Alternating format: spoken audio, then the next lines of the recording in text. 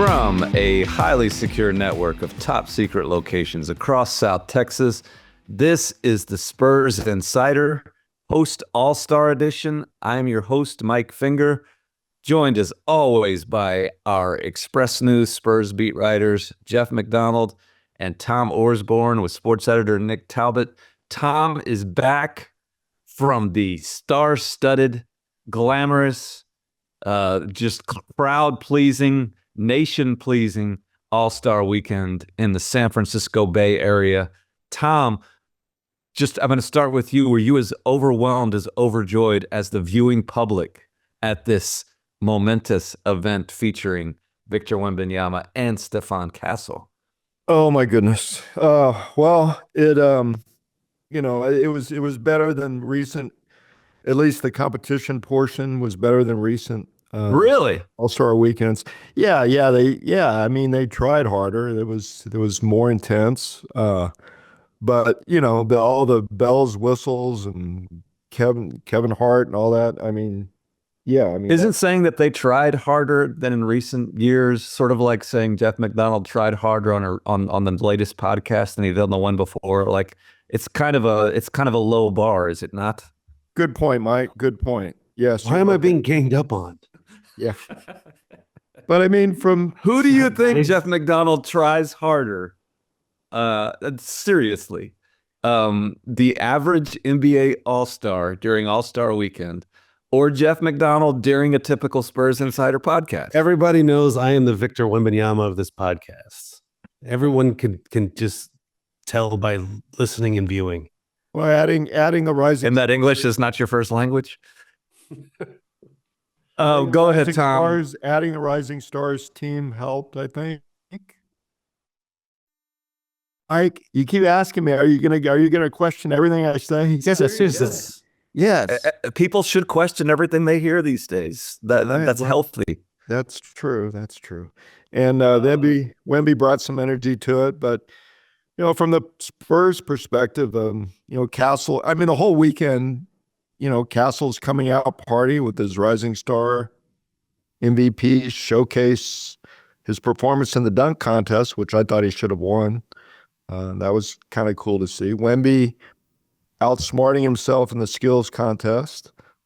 And then, I thought he fulfilled what he vowed to do. He came out and played pretty hard in that in the tournament on Sunday. So, yeah, I mean, it's not for us. I realize this. It's not for me. All-Star Weekend. It might not be for the typical listeners of the Spurs Insider podcast. I'm not sure who it's for, but it's just a mess, man.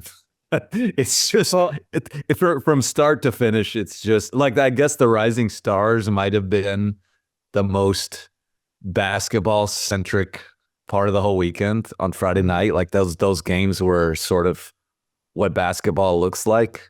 The names, those aren't the All-Stars though. I mean, most fans don't know who those guys are, and I guess that's why they played harder. But yeah, it's a TV show, and I guess that's what it's for. Yeah. I think maybe we need to stop. Just leave it alone. Whatever. Just stop. I agree. It is what it is. It's not for us. It's just not is for, what it is. And you're right. It's a TV show. It's not. Well, they didn't run that play right in the third quarter of those All-Star. Like, who cares? It's mostly just, here's a bunch of people on the same floor at the same time. Yeah. And just, I don't know. I get people's like thumbs down on some of these things, but it just is what it is. It's never going to be like Game 7 of the NBA Finals. Yeah, and the tournament format is better. I like that. Now, all the stops and starts and all the nonsense that went on, no, that took it down. But I think the tournament format is not a bad idea. I kind of liken it to while everyone else was watching that, I was watching the SNL 50th reunion, and that was fun. It wasn't the most flawless piece of television ever, but it was fun. But you'll get online and you'll see people, but I wanted to see Rosanna Dana, or I wanted to see Wayne's World. It's like, you can't have everything you want. Just take it for what it is. Be happy with what you get and move on with your life. Now those are some principles to live by. I like that, Jeff. Very All right, we can go now. We're sort of the All-Star thing. It comes up every year. We're sort of nostalgic for an era that never really existed. Exactly. Like in your mind, you remembered it as something that it probably was not. And it showed the quality of basketball maybe 40 years ago, and the All-Star game was probably better, but it's never been great. And like nowadays you see these guys all the time, and wait, like whether it's baseball, All-Star game, whatever All-Star game you want to mention, that was a lot of times the first time the whole nation would get a chance to see these guys. And now you see them every night, or you see them every minute on your phone. You know, you can get YouTube highlights of these players. So that's lost some of its appeal. It's lost some of its. It's fun to see them all. It's moderately fun to see them all on the floor at the same time. Like when else you're going to see Nikola Jokic throw a lob dunk to Victor Wembanyama? Yeah, that was cool. Yeah, whatever. You know, you take your little moments of joy where you can get them. Yeah. And it was Tom can speak to this. It was a heck of a week for Stephon Castle. Tom Orsborn and Stephon Castle might be the only two humans on earth who thought that Stephon Castle won the dunk contest. But that's fine too. Hey, like he was involved all 3 nights. He was impressive all 3 nights. And it's in the eye of the beholder, Mike. It was aesthetically pleasing to me. I don't like all the bells and whistles. I don't like all the gimmicks and props. I thought what he did was very, very pleasing to the eye. I bet Mama Castle thought he should win. Yeah, that's another one. That's another person. Papa Castle definitely did. He got some TV time with the nation learning that he played at Wake Forest with Tim Duncan way back in the day. Mac McClung when you're a professional dunk, he's basically a professional dunker. I think someone pointed out that he's made more baskets in the slam dunk contest in his career than he has in his NBA career. And when you practice that year round, you're able to pull all that stuff out. Like he's incredibly talented as a dunker. Like he does stuff that no one's ever done before. And when that's your whole focus, of course you're going to be better. And good for him. Like he's been fun. I think Stephon Castle for a guy who's go ahead. Sullies the entire history and legacy of the slam dunk contest. That dork is the only 3-time back-to-back champion. I think let's not call him travesty. He's the point is it's a different it's almost a different standard. Like he's talking about how people open gyms for him to pull cars into gyms to practice this stuff, and he's practicing it year round. Stephon Castle is in the middle of all this, putting together a season, and we can talk about the season here moving forward, that leads people to believe he could be the NBA Rookie of the Year. Like he's contributing to a team that is in that's sort of still competing for a play-in spot. So it's just sort of apples and oranges with Stephon Castle competing against Mac McClung. Like Mac McClung probably put a lot more effort into preparing for that contest than Castle did, and good for him. By the way, I'm not saying that to disparage what Mac McClung did. He's been really cool for the slam dunk. I think if he spent more time working on his dribbling and shooting and less time working on jumping over cars, maybe he'd have an NBA career. I think he probably wouldn't. I think he's prioritized correctly. I'm fine with all this. This is our first podcast since last week. Funny how that works. There was a basketball game, an NBA game played. We don't last record about that. Well, we can go look back at that, move forward. Yeah, they got smashed by the Celtics as predicted. And if you let me finish, if you let me segue, okay, right here is the people. Is the people here? Ross Perot over here. People tuning in that let him segue. People tuning into the podcast don't want yet another podcast of 3 dorks talking about All-Star Weekend and how terrible it was. Like there's an infinite number of those in the podcast ecosystem. Like, we don't need to spend too much more time on that. We can talk about the Spurs. This is a Spurs podcast. They finished their first half getting smashed by the Celtics. They're about to open their second half, and it's not half, I guess. They're about to open their post All-Star season in Austin at the Moody Center against Kevin Durant and the Suns. Let's talk about the Spurs. Well, you know, what do you think? As soon as you segue, you had that great segue. Then I'm like, the thing I'm looking most forward to from the first game is Kevin Durant coming back to Austin. He does not play for the Spurs, though. Yeah, but I just think that's going to be a cool little homecoming. And obviously, he's coming back to an arena he never played in. But I don't know. He's the again. This is a Spurs podcast, not Longhorns Insider. But he's interesting to me in that a lot of those dudes that just show up for 1 year, not just at Texas, but at any major college, it's just like a way station for them on the way to the NBA, and they don't really forge this kind of connection to it. But Kevin has been one of those guys ever since he left that is always like repping. He's always coming back. He's always wearing the Longhorn gear. He's always talking about it. And that's always interesting to me because he was there for a very short time. And it's not not a like big he was recruiter for that program, and that he's always there in the summer. And guys know that if they go to Texas, they can play with him in the summertime at the practice facility. And he's not like a Texas-born guy that grew up just always wanting to go to Texas. Like his only association like with the University of Texas or the state of Texas was that 1 year that he spent there on campus, but it's never left him. So that's always been interesting to me about him. Yeah, and that's the game that he will play in on Thursday at the Moody Center is a meaningful NBA basketball game in that it features two teams that are not by any means shoo-ins to make the NBA postseason. Probably need it for their seasons in a significant way, and that it could be a tone setter for this home stretch. Mitch Johnson, the acting head coach of your Spurs, had talked about how before he headed out to Disneyland with his 4 kids for his All-Star break, which is a heck of a way to de-stress. I assume Jeff can speak to this, being the father of this group. Have we confirmed that he made it back alive? I have not confirmed that yet. Okay. But he said if he assuming that he did make it back alive from wrangling 4 kids around Disneyland, that he was going to spend part of the lead up to the Phoenix game kind of reevaluating, self-scouting, self-evaluation in terms of are the Spurs running the right stuff? Do they have the right mix now that they've made this De'Aaron Fox trade?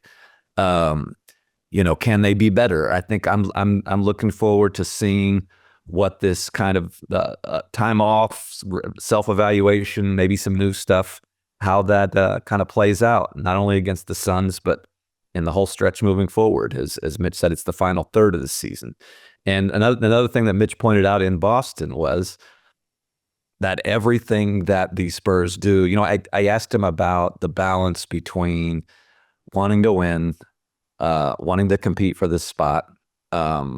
Is that as important as evaluating for the future? And he said everything that they do has to fit into what they're doing in the future. But of course they want to win. It's an interesting balance. It'll be different than the last few years when the Spurs were on their way to 22 win seasons. They've already exceeded that. These games are going to be more meaningful.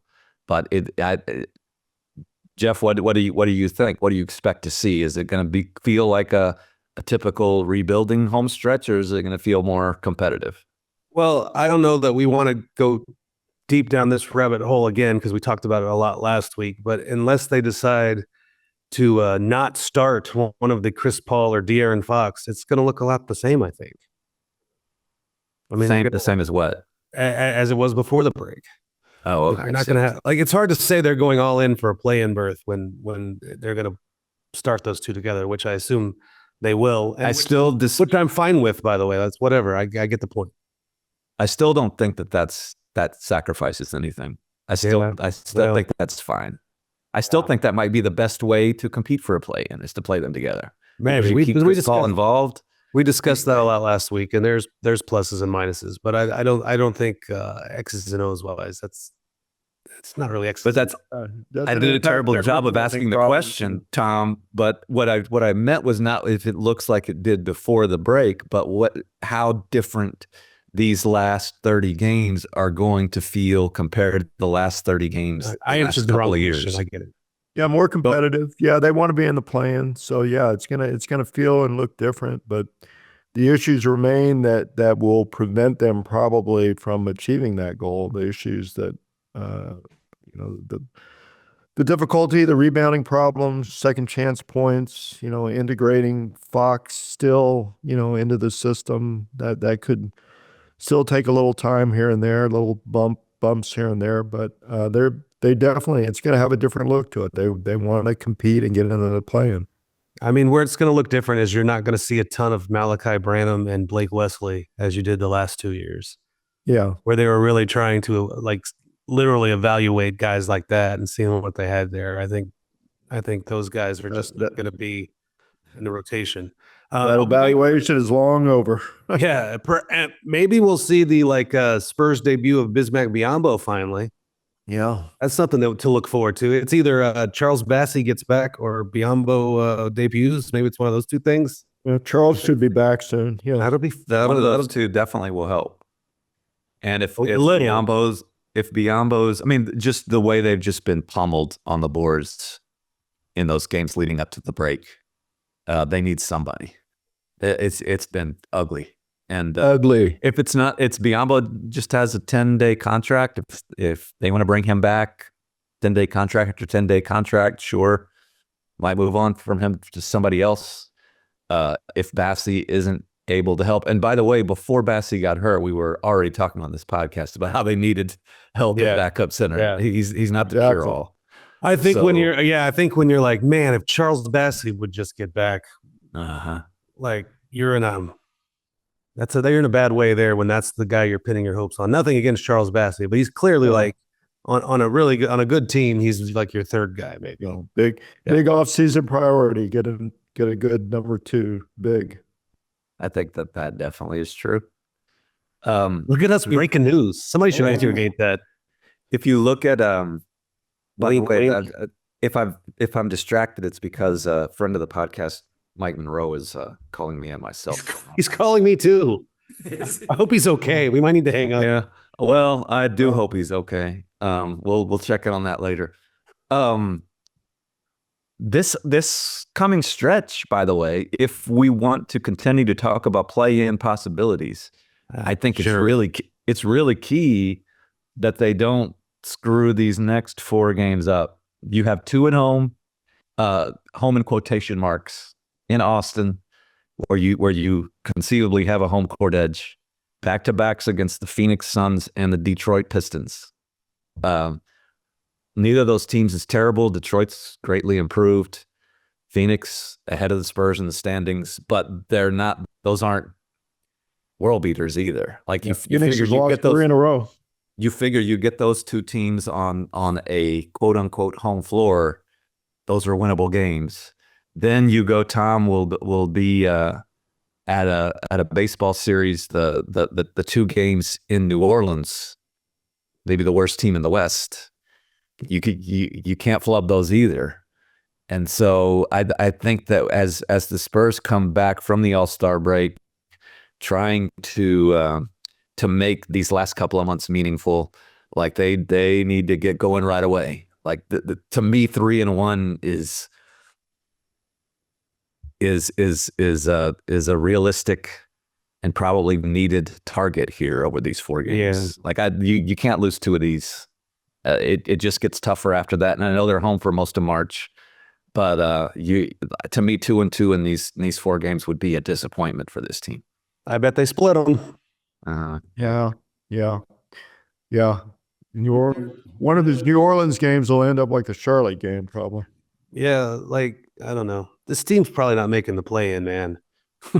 Well, it's not, but I mean, that's not the argument here. It's like you want to keep playing meaningful games down the stretch, and they're in danger of just completely fading, and that's not what you want.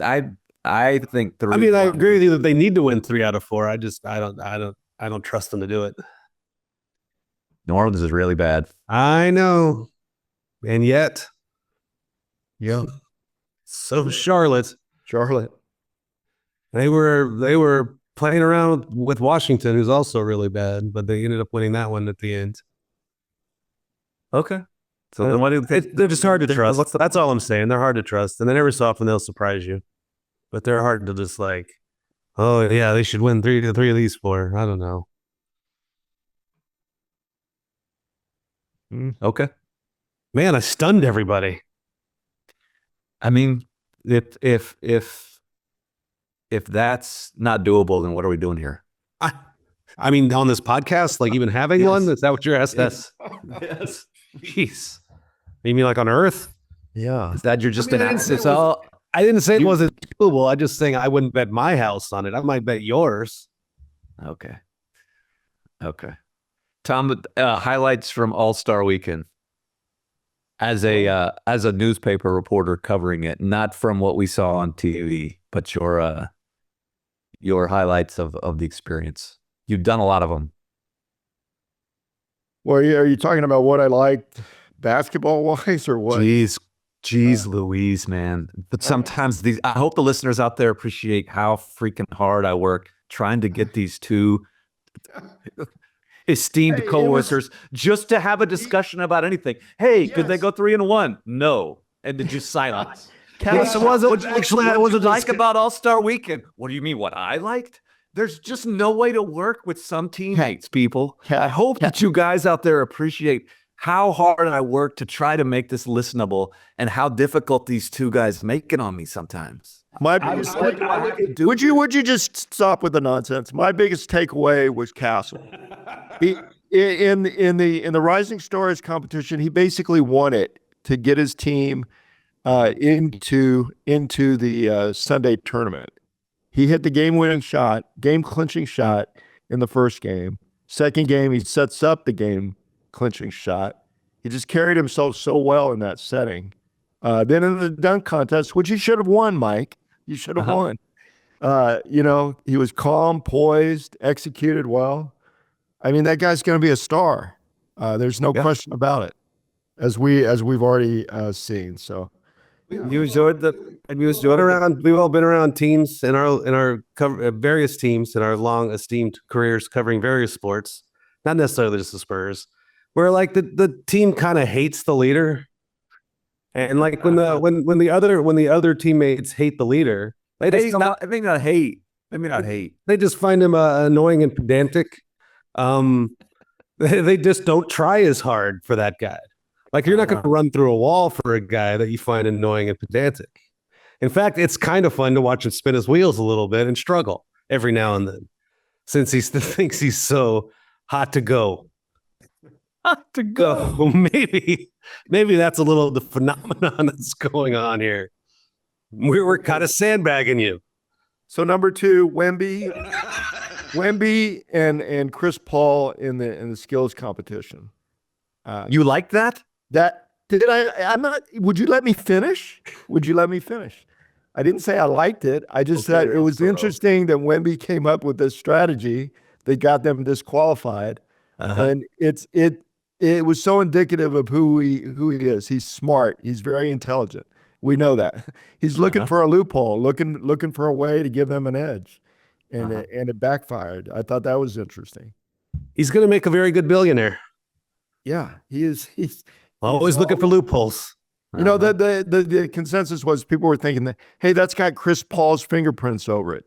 You know, he came up with that, but it was Wemby, and that doesn't surprise me at all. What did it feel like in the arena when that was going on? I mean, it seemed like there were boos. Like even the other stars didn't like it. You saw thumbs down from like Donovan Mitchell, people like that. Like it didn't see. It seemed kind of.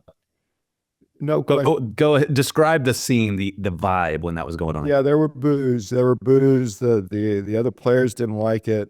Donovan Mitchell didn't like it. They were, but Wemby afterward, he said, they were booing me? What? You know, he was, that didn't happen. And then with a slight grin, he says, they were booing Chris. Which was definitely going to make a good billionaire. Yeah. They weren't mad at me. It was someone else's fault. But then he summed it up. No big deal. So yeah, no, that was the crowd didn't like it. But it was so funny seeing him fling those balls, just toss them. And it was smart. It was smart, but he outsmarted himself. And you got back over to the East Bay during this weekend. They shared a little bit with Oakland. Is that right? Yes, we did. Me and Mike Wright and our some of our French contingent, we were over there. And Oakland was cool because it was so different than Chase Center. Oakland, everything ran smoothly at that place. And, it was just a little more chill, a little more accommodating, brought back a lot of old memories. You still took the BART, right? And took the pedestrian bridge with the chain link fence No, past Oakland Coliseum? You didn't do that? Yeah. Well, I took the bus. Yeah, I took the bus. But anyway, that was neat. It was good to be back. I saw Zaza Pachulia during Did you? weekend. Yes, In that building? at Chase Center. No, at Chase. And security had to check his badge. I thought that was funny. They were looking at his credentials, looking him over. But Jaja has his number retired in the old building. Yeah, The man who changed the course of Spurs history. yeah. That was one of the more memorable moments ever in that building for me, for sure. In Oracle. No, we had, And you were able to visit one of your more meaningful personal destinations, Tom? I don't want to put your business out there on the podcast, but I saw you posted about it on the Blue Sky, which people should be following us on the Blue Sky. the Palace of the Fine Arts, where I popped the question to my wife. What'd she say? She said it should have been a lot sooner. But no, that's I love San Francisco. I have nothing negative to say about that city at all. So I'm in the minority there, I guess, these days. All right. Well, you want me to go negative? No, I'm kidding. And witness some very some protests going on there yesterday. That was interesting. Were they protesting the All-Star format? Yeah, that's right. Yeah, no, the Tesla Tesla dealership had a pretty enthusiastic protest in front of it. They don't like those billionaires looking for loopholes.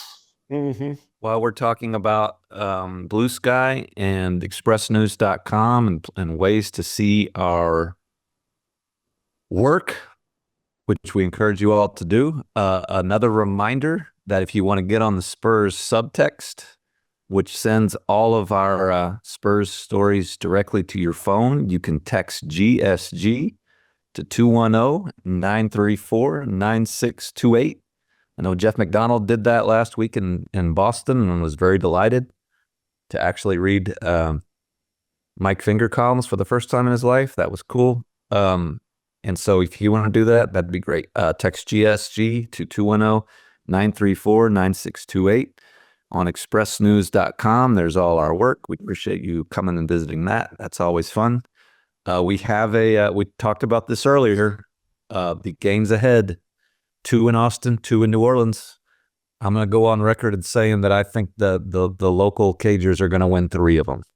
Now we need predictions from Tom and Jeff before we go. Oh boy. Yeah, I don't know if Jeff's going to change on this, but I see 2-2. That's brutal. Just who they are. Just who they are. 4-0. All right.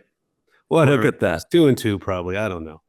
Oh, you should have stuck with it. All right. 4-0. That's my official one. That's my official one. 4-0. There you go. It's possible these days to retain some semblance of optimism. If Jeff McDonald can do it, you can do it. Until next time, take care of each other and keep it real.